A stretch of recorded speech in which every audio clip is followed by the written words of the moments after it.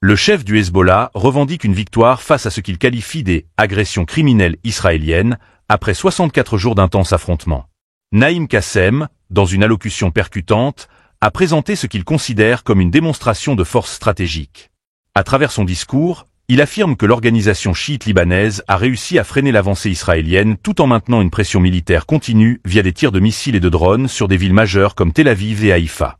Abonnez-vous et partagez cette vidéo pour suivre l'évolution de cette situation complexe. Dans cette allocution, Qassem a articulé 3 piliers clés de ce qu'il présente comme une victoire. Le premier repose sur la résistance des combattants sur le terrain, qualifiée de héroïque. Selon lui, ces forces ont non seulement résisté, mais ont infligé des coups stratégiques à l'ennemi israélien, renforçant leur position sur plusieurs fronts. Le second pilier met en avant le sacrifice des martyrs, notamment celui de Hassan Nasrallah, érigé en symbole galvanisant pour la lutte. Enfin, il a mis l'accent sur la reconstruction du leadership de l'organisation comme un élément décisif dans la poursuite des objectifs stratégiques du Hezbollah. L'accord de cessez-le-feu évoqué par Qassem s'inscrit dans le cadre de la résolution 1701 des Nations Unies, prévoyant un retrait israélien des territoires libanais en échange d'une démilitarisation au sud du fleuve Litani.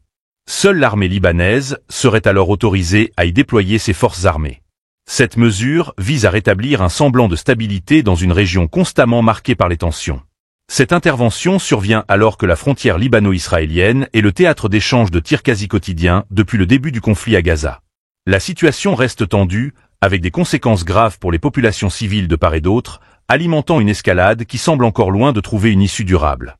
Cependant, des voix s'élèvent pour critiquer l'approche de cette résolution, estimant qu'elle risque d'être insuffisante pour apaiser les tensions à long terme. Les analystes soulignent que la région demeure une poudrière où le moindre incident pourrait déclencher une reprise des hostilités. De plus, les enjeux humanitaires continuent d'inquiéter, notamment en raison de l'accès limité à l'aide pour les populations touchées. Malgré tout, certains acteurs internationaux appellent au dialogue afin de transformer ce cessez-le-feu fragile en une paix durable.